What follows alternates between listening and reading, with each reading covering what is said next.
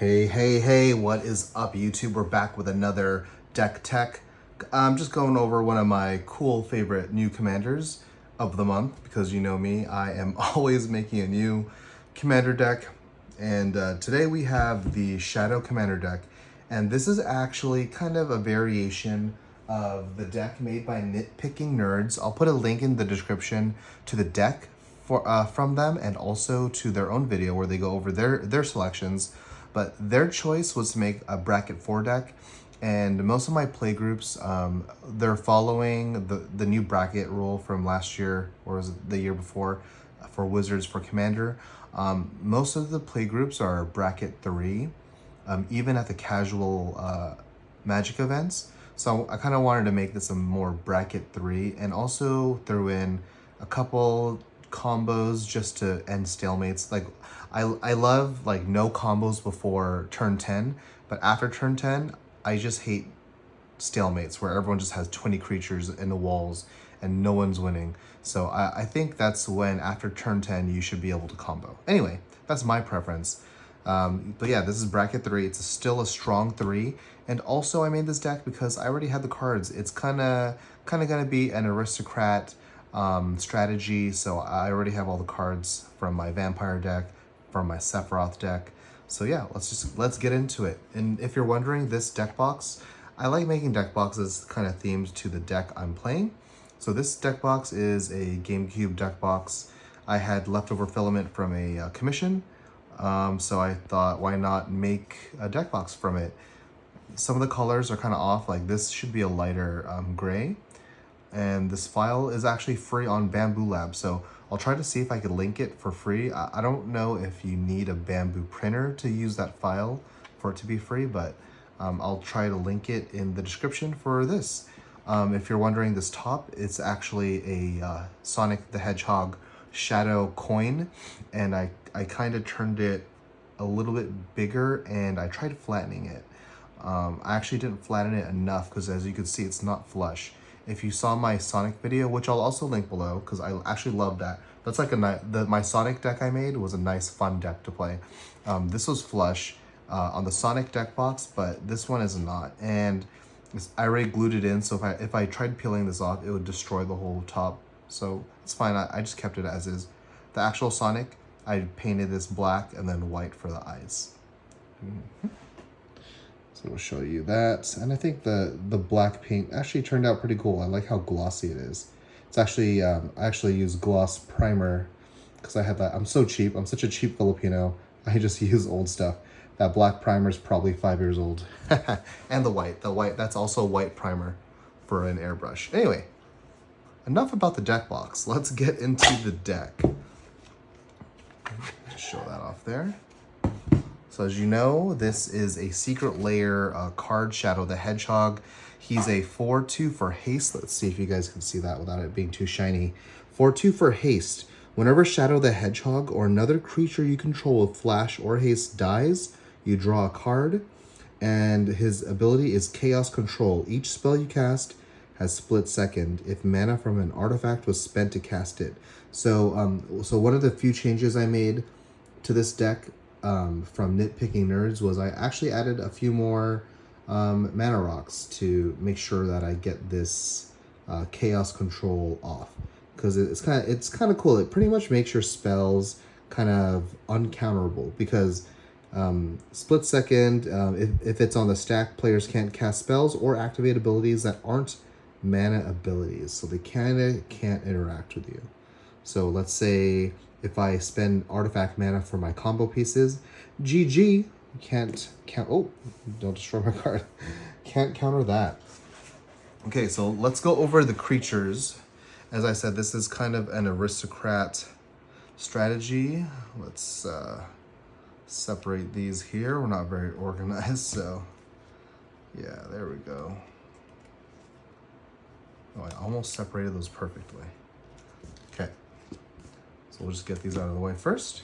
All right, so let's just go over the creatures.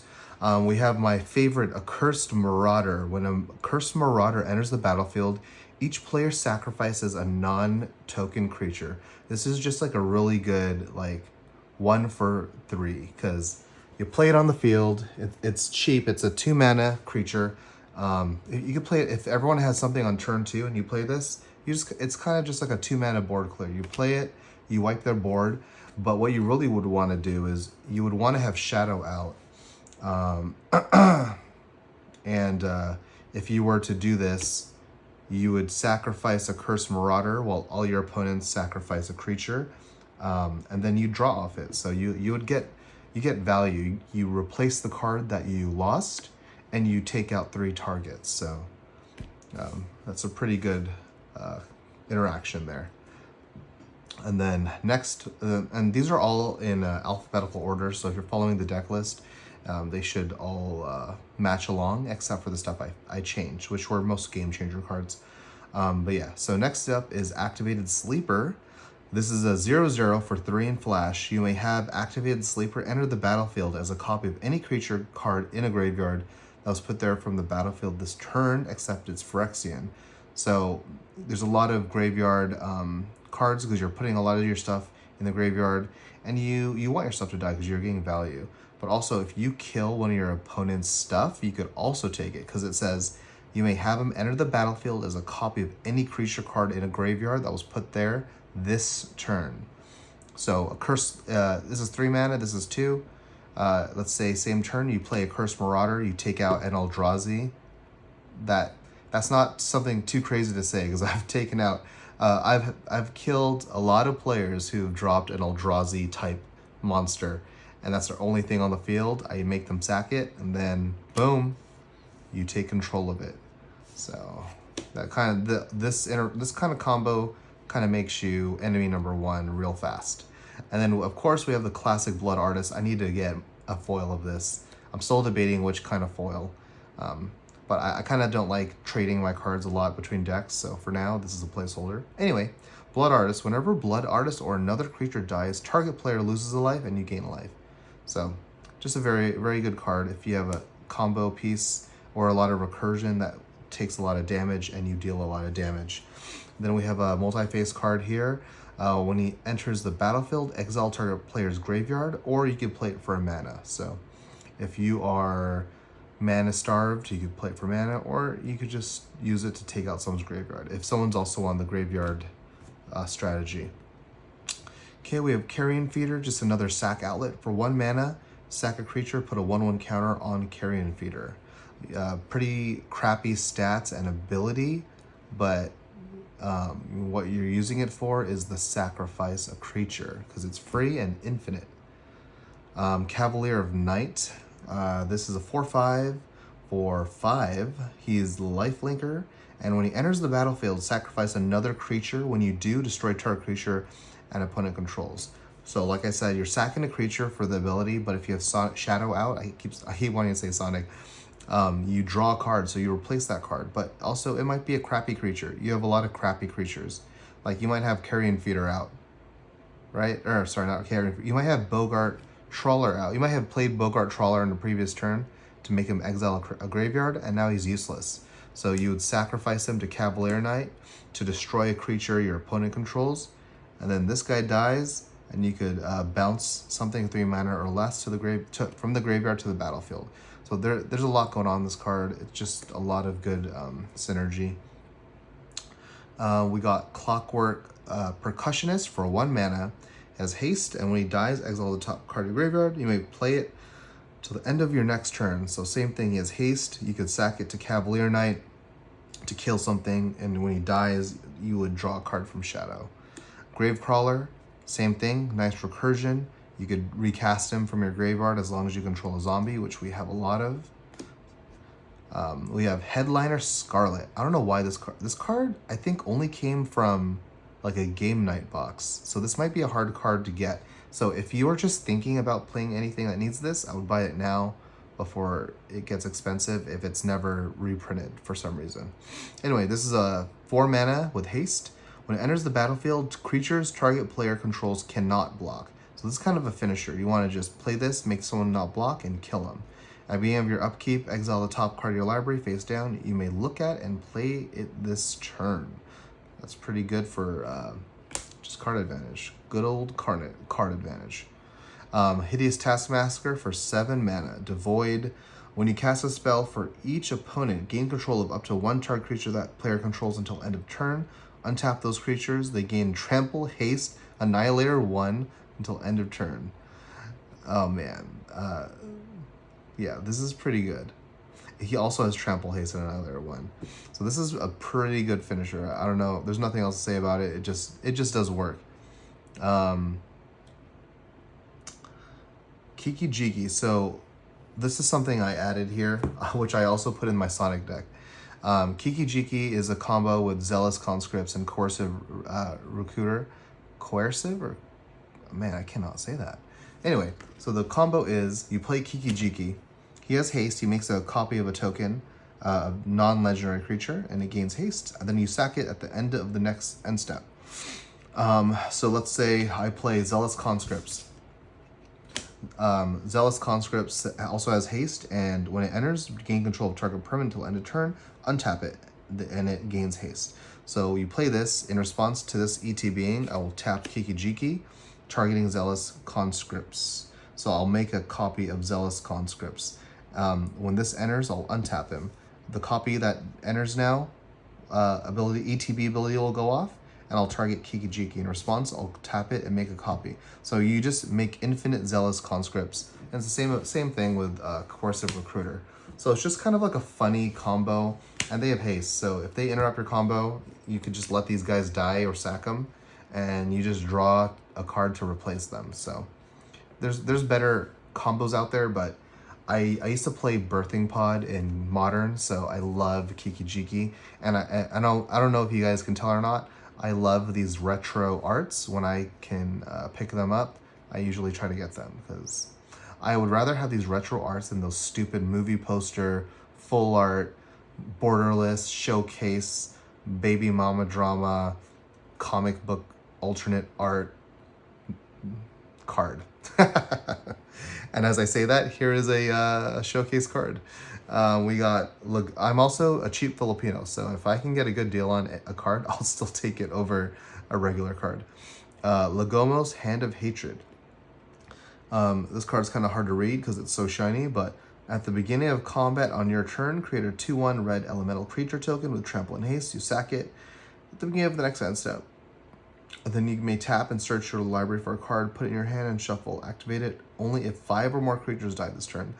I feel, even though this is a big sack deck, I think it won't happen as much as you think it would, but it still happens. So I think that ability to tutor is still good. Yeah. And the tokens would trigger Shadow, so that's always a good thing. Okay, we have Mahadi, another showcase card that I hate. At the beginning of your end step, create a treasure token for each creature that died this turn. There's nothing else to say. That's just straight value for what's going on in your deck. And then here is a little Nitpicker Nerd choice that I actually added because I actually think this is not a good card. I think there's better choices, but I think this art looks so sick that I wanted to leave it.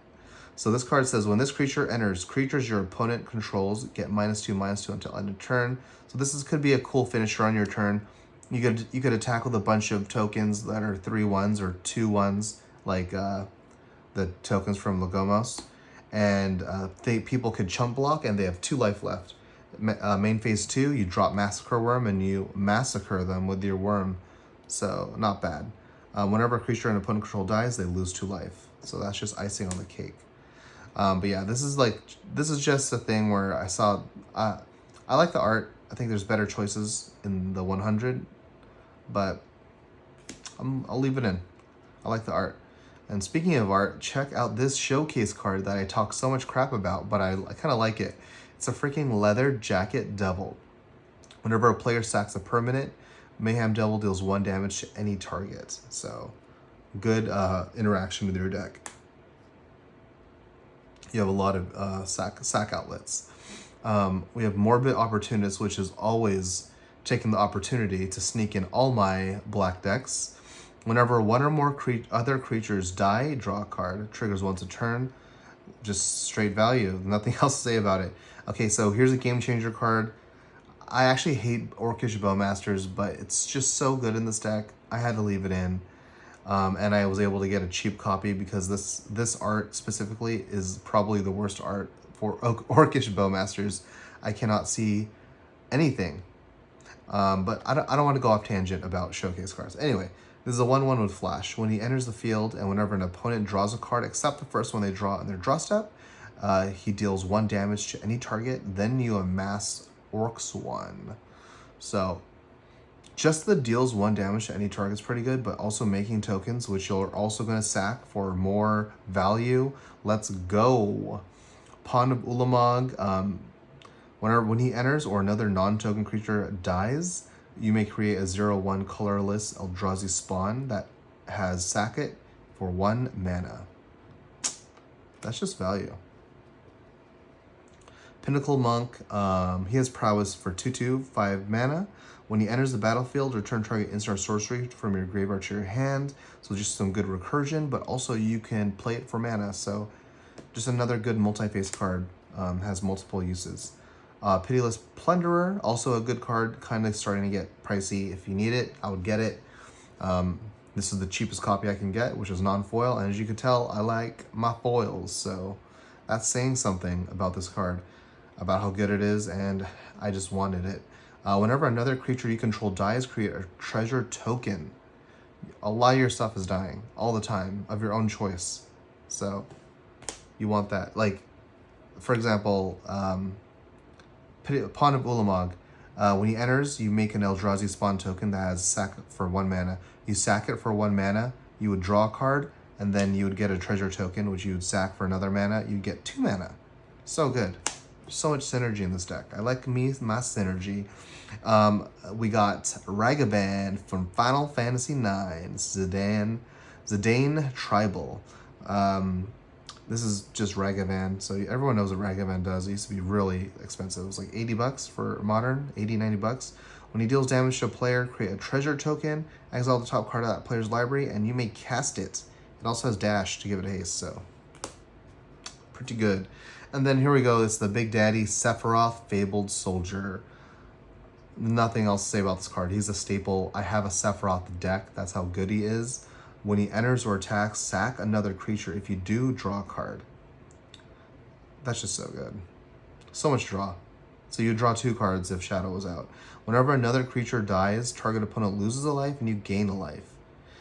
If this is the 4th time this has happened, transform him, and then he gets insane. Let's just check this other side out. The other side, Supernova. He's a 5/5 with flying, by the way, to just start smacking down.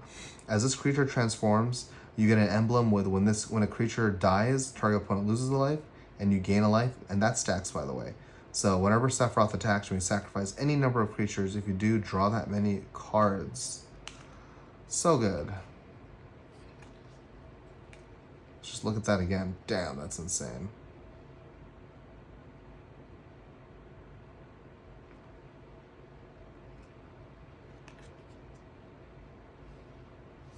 That emblem stacks, by the way, so just throwing that out there. We got Shriekmaw. He just destroys a kill creature thing. You could evoke it for 2 mana, kill a non-artifact, non-black creature. Simian Spirit Guide, you just mana ramp, exile it from your hand for 1 red mana. Viscera Seer, it's another sack outlet. It's, just sack a creature for free and scry 1. Worn Soul Trader, pay 1 life, sack another creature, create a treasure token. So more sack outlets here based on creatures. Yeheni, I've had this card for so long, and I even had foils of this that was specking on for standard. I have no idea where they went. But anyway, just another sack outlet. Sack a creature, he gets indestructible. Whenever a creature an opponent controls dies, he gets a counter. So that, at least that's still good. He also has haste, so he's a sack outlet. He puts whenever a creature like this, he's actually kind of functional because he has haste. If he dies, you draw a card with Shadow out. Whenever a creature an opponent controls dies, even if someone else kills your opponent's creatures, he still gets a counter. So he can actually get pretty beefy. Zulaport Cutthroat. This is a staple for aristocrats. Whenever he or another creature dies, each opponent loses a life and you gain a life. Each opponent. Oh yeah. Alright, so let's go over our instants and sorceries. So we'll start with sorceries first. This is game changer number 2, Jessica's Wail. Choose one. If you have your commander, when you cast it, you get both. So add 1 red for each card in a target opponent's hand. So just some good mana ramp. Also exile the top 3 cards of your library. You may play them this turn. That's pretty good if you get both of them off. And getting mana is kind of not an issue with this deck if everything goes well. Rally at the Hornburg for 2. Create 2 white human soldier tokens. Humans get haste until end of turn. So you make 2 tokens, they get haste. You could attack with them. They're probably not going to block. And if you have a sack outlet, you would sack both of them and draw a card from Shadow. And then make a mana. There's just so much you could do with those tokens. Song of Totetans. Same thing here. You'll create X 1/1 black rats that can't block. And all creatures gain haste until end of turn. So same thing, you'll attack with a bunch of rats. This is pretty much like a blue draw card, because you'll play this for 6. You'll make 5 rats. You attack with all of them. They're probably not going to block because they don't want you to draw. But if you have a sack outlet, you play main phase 2. You can sack them all. You'll draw freaking 5 cards. And then if the sack outlet had an ability that said you make mana, you would also get mana. It's just so much synergy. Sundering Eruption, destroy target land. They can tutor for a basic land card put on the field tapped. But it's also multi-phase, so you can play it for a land also. Vandal Blast, you're going to overload this, take out all artifacts you don't control. And this is not a game changer card, but I have it, so I'm going to use it. It's Wheel of Fortune, y'all.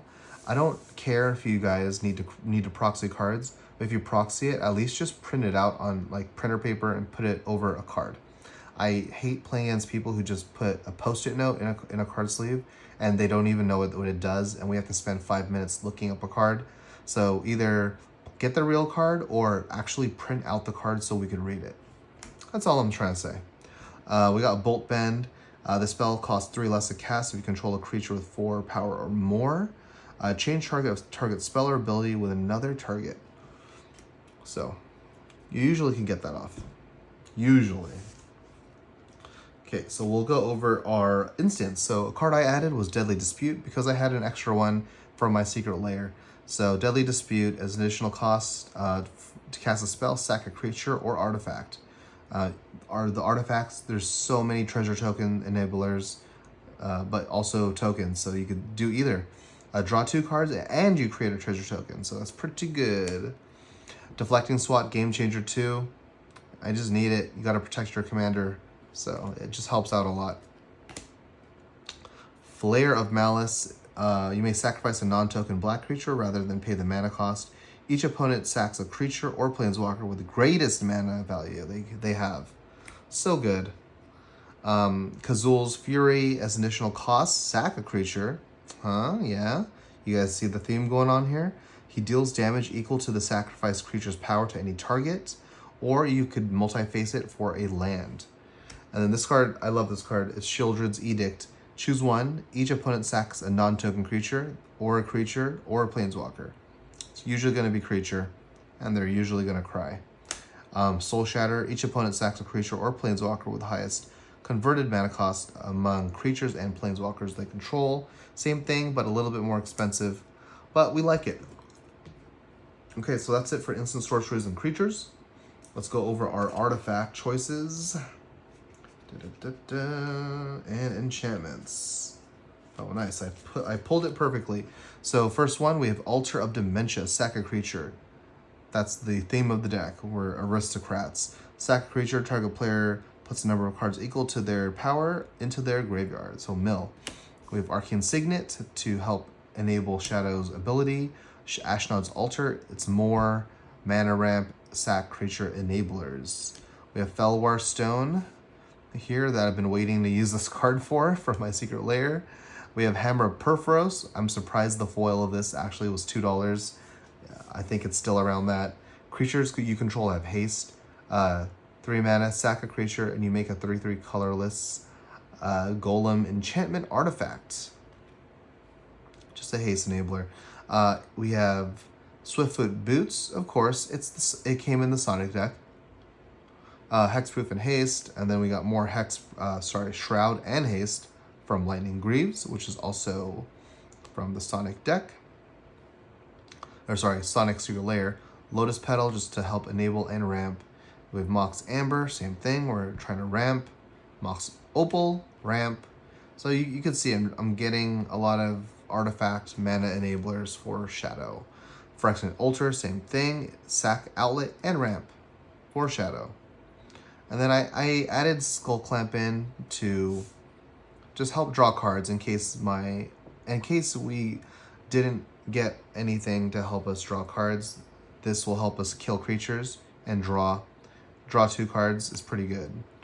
And then we got our Sonic Soul Ring. Look at that. It's such a dark card. How could they mess up this card? It should have been more bright. Springleaf Drum, just more mana ramp. Rakdos Signet I added in because that's the only other ramp I had on me. And I had an extra Thran Dynamo, so I threw that in here for more ramp. And then again, I'm sure there's better ramp out there. Maybe Thought Vessel would have been better than Thran Dynamo. And now that I said that, I might switch it out for Thought Vessel. We have Talisman of Indulgence for more ramp. And then here we have Urbas Forge. At the beginning of combat on your turn, put an oil counter on it. Then create X1 red Phyrexian Horde tokens with trample and haste, where X is the number of oil counters on it. Sack them at the beginning of the next end step. I don't need to explain why we have that. Bastion of Remembrance. When he enters, make a 1/1 white soldier token. Whenever a creature you control dies, each opponent loses a life and you gain a life. Oh yeah, the drain. Also, Surge Foil. Let's go. Right now, if you guys want Surge Foils for Final Fantasy, I would pick them up now while people are parting out their decks to make money for the next sets. It's just smart. Fervor, it's another haste enabler. Creatures I control have haste. We have Catapult, sack a creature, deal 1 damage to any target. Mass Hysteria, another haste enabler. All creatures have haste. And then Rising of the Day. Creatures have haste, and legendary creatures get +1/+0. And then we have the good old Meat Hook Massacre. When it enters, each creature gets -X/-X. Whenever a creature I control dies, each opponent loses a life. And I gain a life. So just a lot more synergy. Okay, so that is the deck pretty much. We'll go over land. Land's pretty straightforward. It's pretty much at this point almost always the same. I run dual lands, I run fetches, I run shock lands. I have all the cards, so I just move them between, and I use the same sleeves, so it makes it easy. Oh my god, oh my god. Okay, let's just go over the cards. I added War Room in just because I had an extra one. I mean, it might be a better choice. It would only draw me 2 cards for 3 mana. Let me know in the comments. Would you run War Room with 2 mana? 2 colored commander?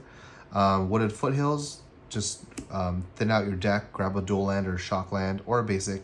We're running 3 Swamps of my favorite art. I love this art. The OG full art when full arts were cool.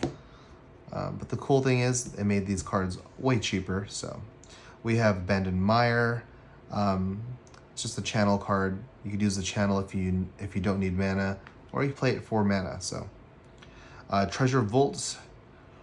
Sack it, create X treasure tokens if you need it. Those treasure tokens, ooh, that was a good yawn. Those treasure tokens could help enable Shadow's abilities, so that's the main reason. Don't forget. That's for late game where you need that artifact mana to end the game. Urborg, nothing much to say about that. Helps you mana fix and turn cards into black mana that don't tap for it. Vault of Whispers and just an artifact land. Keyword artifact land. We're running Badlands here because I have them, so why not use them? Another fetch land, Blackcleave Cliffs for some fast land. And then I'm running this. You don't have to run Maze of Ith. It actually makes you a bad player, but I'm running it because I'm running two mana, 2 colors, so I could afford not skipping a mana, I guess you could say. And also, if I actually need this for mana, I could play Urborg to tap it for mana. But I'm fine missing a land drop to play this because there's other ways to get mana from all the treasure token enablers and whatnot. Reign of Glory, you could exert the land to give a creature haste, so just another haste enabler, and it should almost always enter untapped because you're running 2 colors.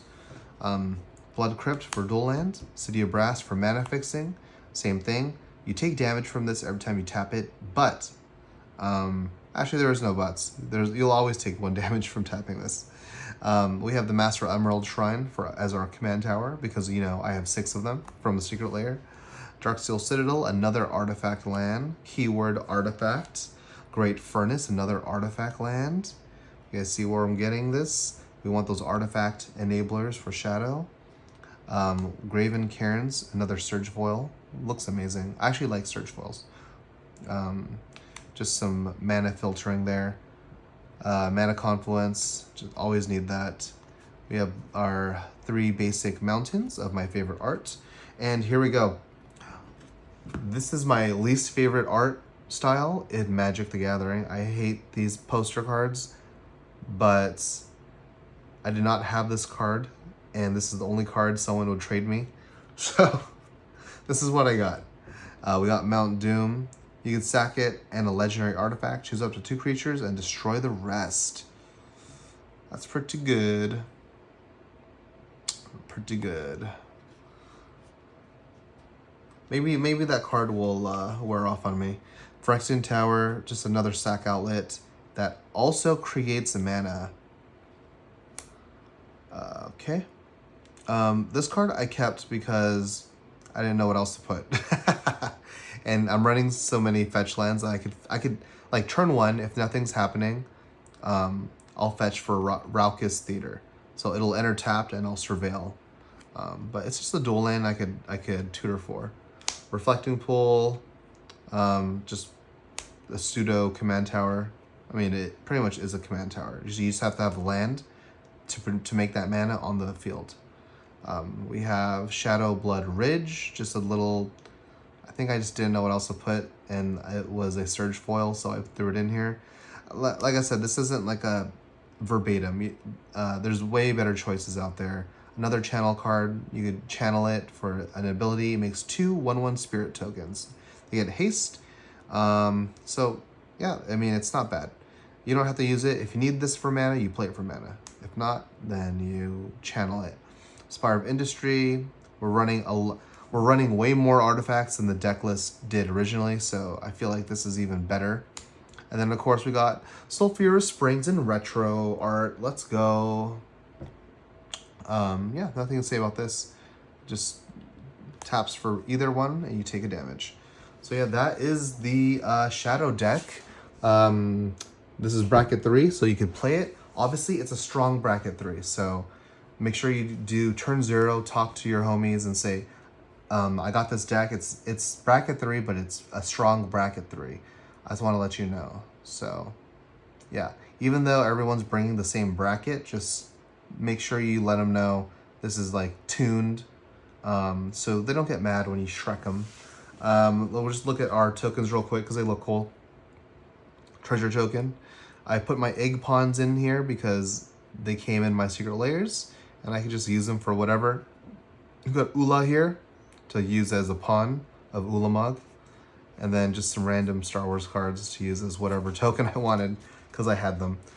I went through a phase where I liked opening Topps cards, and then I realized Topps cards are kind of just useless.